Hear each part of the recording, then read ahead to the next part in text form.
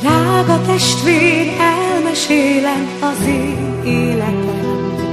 Roma vagyok, én nem is tagadom. A Jóisten így akarta, így teremtett a világra. Anyám, apám, a legszentebb nekem.